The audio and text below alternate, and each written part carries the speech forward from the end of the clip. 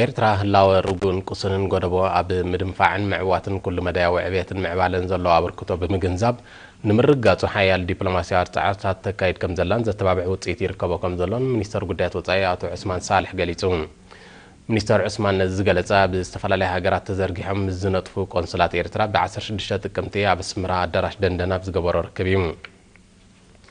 ኣብቲ ኩሃብ ንጸንሐ ቆንስላዊ ኣገልግሎት ብምግምጋም ቁልጡፍ ስሉጥን ጽፉፍን ኣገልግሎት ንምሃብ ዝሕግዝ ኣገባብ ንምትእትታውን ንምሕያልን ዝዓለመ ኣኼባ ሚኒስተር ዑስማን ሱታፌን ኣበርክቶን ዜጋታት ንምዕባይ ከምኡውን ህዝባዊ መኸተ ንምድንፋዕ ዝካየድ ዘሎ ስራሓት ዘለዎ ኣድናቆት ብምግላጽ ብዝለዓለ ኣድህቦ ክስራሓሉ ኣተሓሳሲቡ።